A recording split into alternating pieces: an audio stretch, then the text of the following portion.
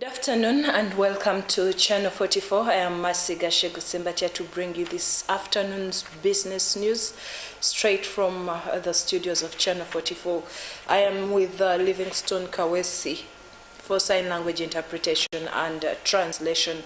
Well, we'll start with our local business news.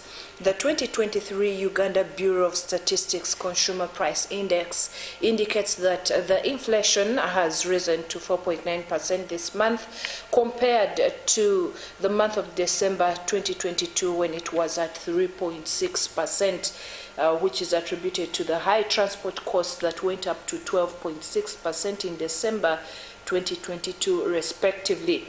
A report released by Magoma Godfrey, a senior statistician, shows that the inflation rate currently stands at 2% in form of goods and services compared to that of 2022 that registered 1% in a period of 12 months. The annual food crop and related items inflation was registered at 27.6% in the year ending 2020,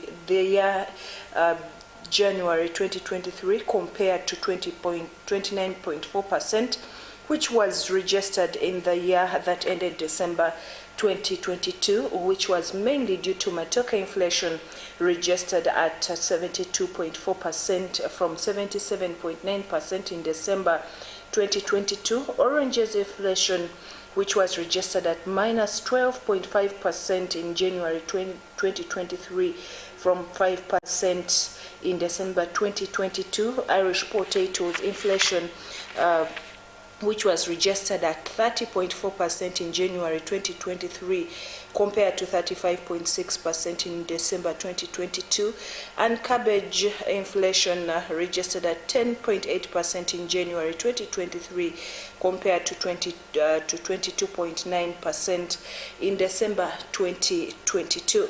The annual energy, fuel and utilities inflation was registered at 7.6% in the year ending January 2023 compared to 10.6% registered in the year that ended December 2022.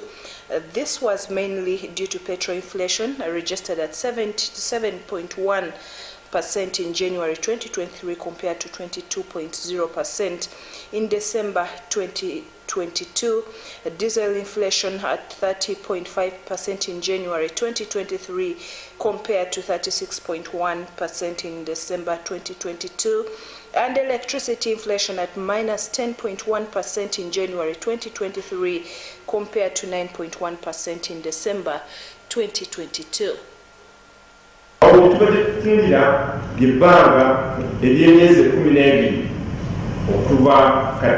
January mwaka 2023 ugereranya ne January mwaka 2022 kakati ngeza kwa kufanya butwa tunulide kubanga ebyokumpi ennyo nga gereranya omwezi gwa January tumalako leero n'ogwa December twamalako mwezi gwa nga kulinsa kuno kwavudde mu kulinnya kw'emiwendo gy'ebintu bya omuceere, emmere y'omuceere bagambye ko wamulimu emmere eyo erwawo okwononeka ddala ng'omuceere, kawunga.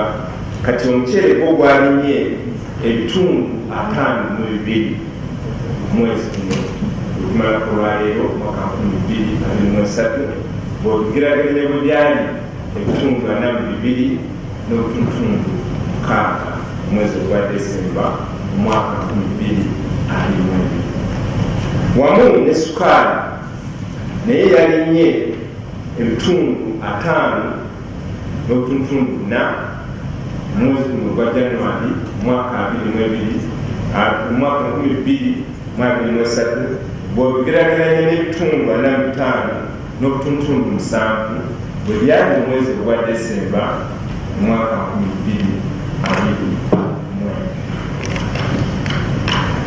Otunulako ku kibinja eky'emmere n'ebitambula awamu n'emmere byo biri ebitundu 27 n'obutundu 6 mwezi guno gwa January 2023 bw'ogeraganya bwe byali Desemba bwe byali ebitundu 29.4 mwaka 2022 Desemba. Kino kivudde ku miwendo egy'amatooke ejasse oba egiri kati ebitundu 72.4 bw'ogeraganya n'ebitundu 77.9 bye twafuna mu mwezi ogwa Desemba. Emicungwa gy'ogiri jasse ebitundu 12.5 bw'ogeraganya n'ebitundu 5.7 bye twafuna Desemba mwaka 2022.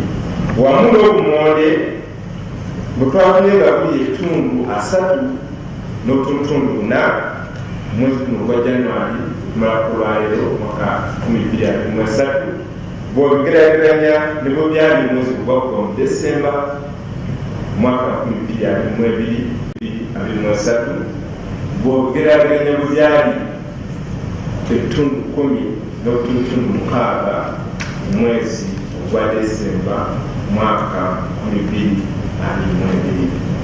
Kino kiviiridde ddala ku bintu nga amafuta petrol ali kati ebitundu 7.1 bw'ogeraganya bwe yali ebitundu 22 omwezi gwa Desemba.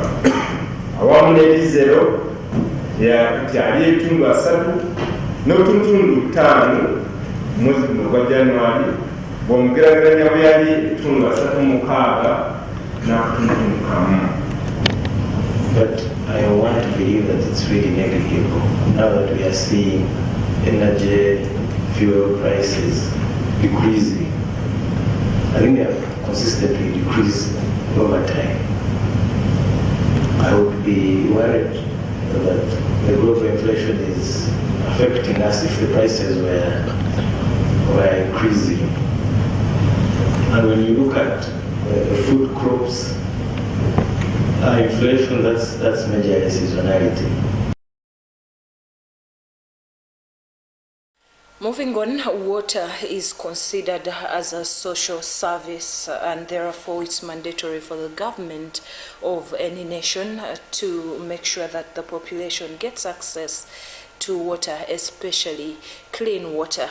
The Commissioner Water Utilities and Regulation Tumusime Christopher from the Ministry of Water explained that water is a business in a way that people consume water and pay for it, and eventually the money is taken in the government treasury to be used in other development programs.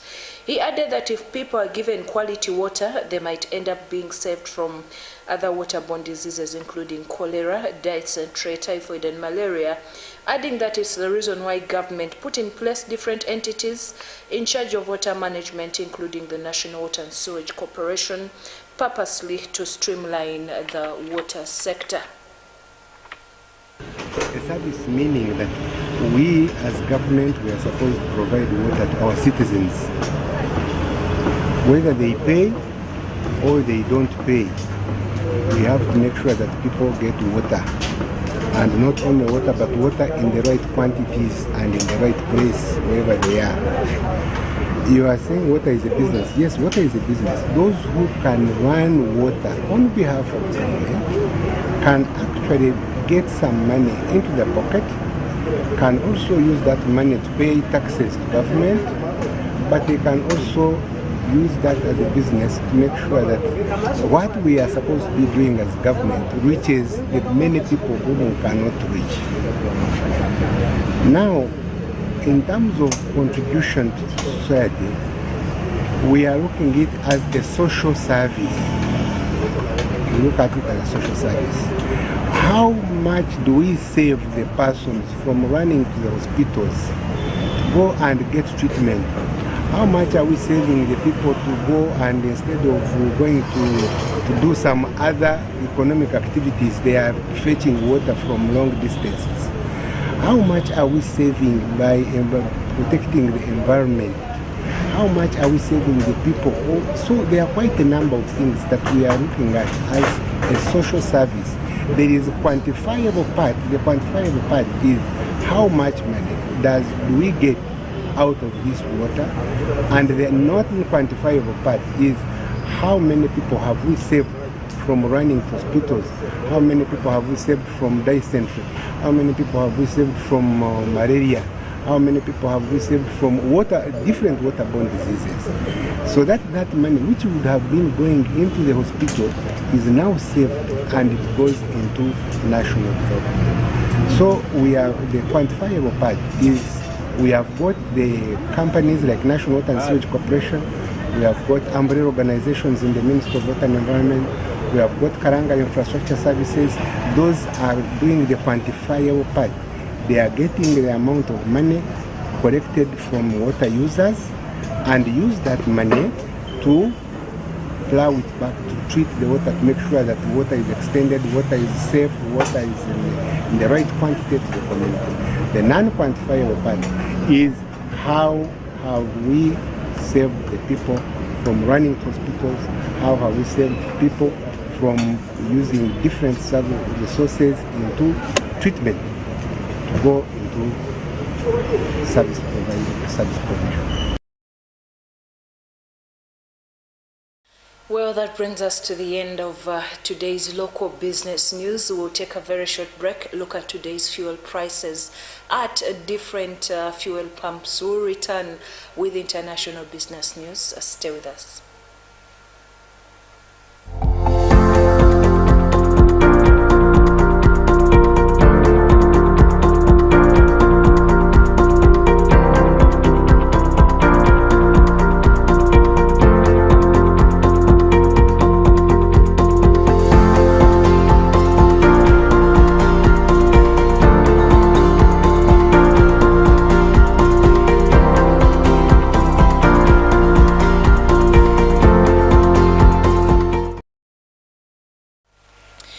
Welcome back. Well, that's the standard price at very many fuel prices around town.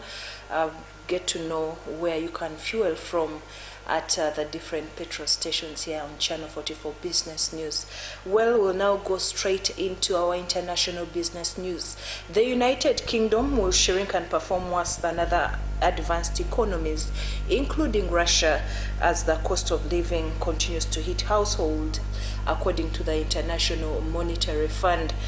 The IMF say the economy will contract by 0.6% in 2023 rather than grow slightly as previously predicted. However, the IMF also said that it thinks the UK is now on the right track. Chancellor Jeremy Hunt said the UK outperformed many forecasts last year, but the Shadow Chancellor Rachel Reeves said the figures showed the UK lagging behind their peers. The IMF, which works to stabilize economic growth, said it had downgraded its forecast for the United Kingdom because its high energy prices, rising mortgage costs, and increasing taxes, as well as persistent work shortages. It did not mention Brexit in its report as a factor that the UK not performing as well as others. Today marks 3 years since the UK left the European Union.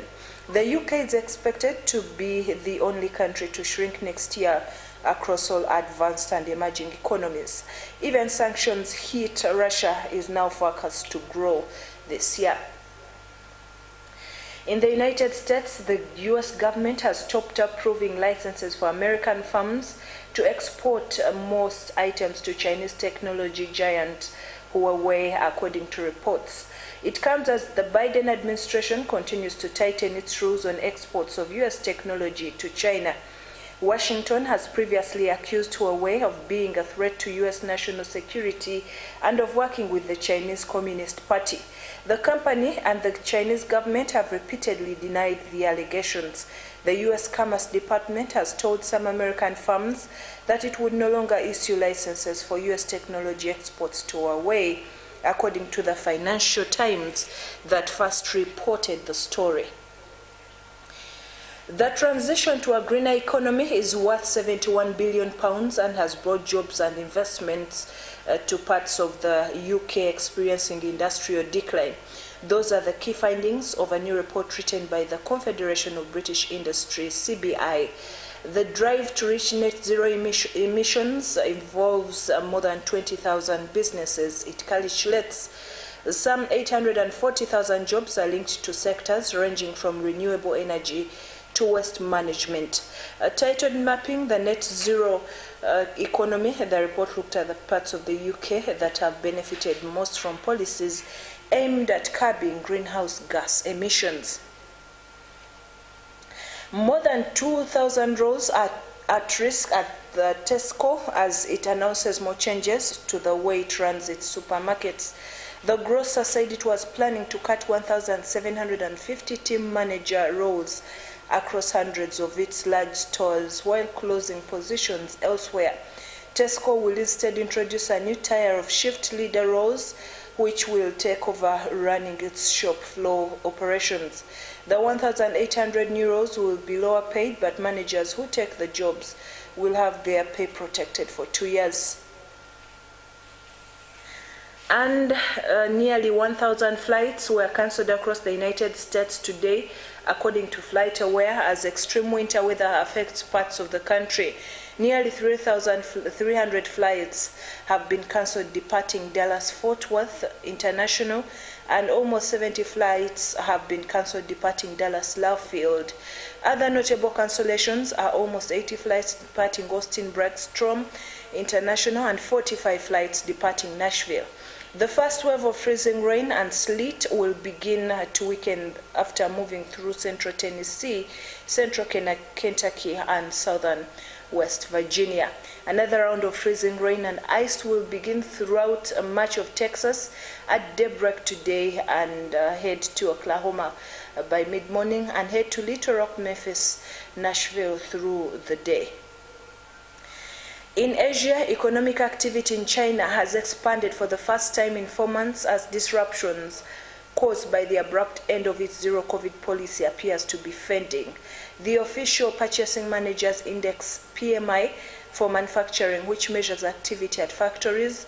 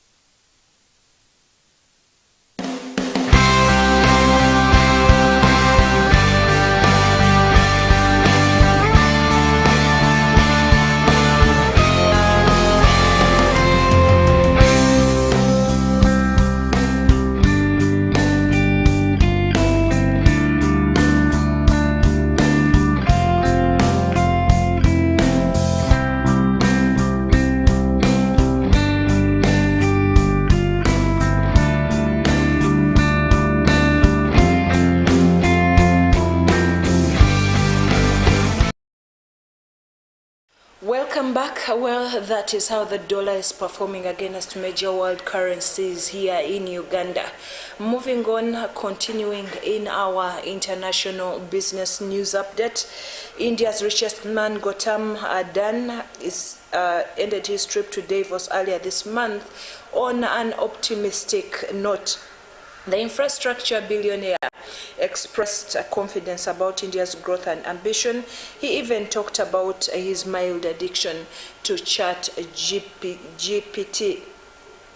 Back home, his huge logistics and energy conglomerate announced plans to take more businesses to the stock market and issue new shares to raise billions to pay down debt.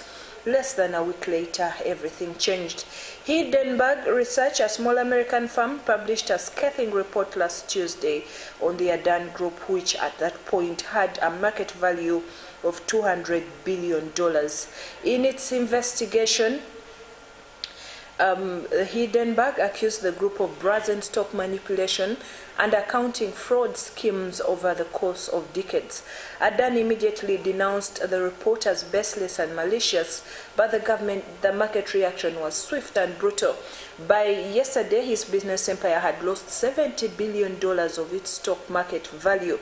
The rout was a screeching U-turn for Adani. Some of his companies had seen their share prices surge by more than 1,000% on the Indian stock market over the last few years. And still in Asia, Samsung's quarterly profits have plunged to their lowest level in 8 years as customers snapped up fewer cell phone laptops. The tech giant reported operating profit of 4.3 trillion Korean won, which is $3.5 billion today for 3 months which ended in December, down 69% from a year ago. Revenue fell 8% to just under 70.5 trillion won, which is $57.3 billion, according to a statement. It was the company's weakest quarterly profit since the third year of 2014, when its smartphone business lost serious ground to competitors. The dreary results were anticipated, and Samsung had flagged the lackluster performance in a pre-earnings forecast earlier this month, with analysts citing falling memory chip prices and fewer orders of consumer devices. In a presentation to investors, the electronics maker confirmed that mobile and PC demand was weak, and its memory chip business had also suffered as customers continue to adjust their inventory amid deepening uncertainties. And finally, Ford is boosting production of its popular Mustang Mach-E electric SUV and dropping its sticker price weeks after Tesla dropped prices of its vehicles. The move represents a substantial rollback of price hikes Ford announced last summer on the 2023 models, but buyers may still be paying somewhat more than before the increases. The Mustang Mach-E, a mid-size electric family SUV, was the first serious electric effort for the Dearborn, Michigan-based automaker. Priced and aimed squarely at the Tesla Model Y, which has its own starting price of $53,490, the Mach-E is Ford's bet to get new car buyers to dip their toes into the battery-powered future. It has since been joined in the electric Ford lineup by the workhorse Ford F-150 Lightning. The company still considers the Mach-E a crucial step for the company's electric-powered growth. Last year, Darren Palmer's Ford Vice President of Electric Vehicle Programs told the press that Mach-E was completely sold out, and the automaker was holding off on launching it in more global markets in order to catch up with the U.S. demand. Well, that brings us to the end of this afternoon's business news update. Thank you for watching Channel 44. I remind you, this evening we are having a revival service. Come and join us. Come for dream interpretation. Come for deliverance sessions. Come for healing. Come for many encounters with the Holy Spirit. Your life will not remain the same again. Pastor Robert Kanja will be ministering from 6 p.m. straight till the Holy Spirit, as the Holy Spirit leads. God bless you. Remember to join us as we help the people of Karamoja. Enjoy your evening.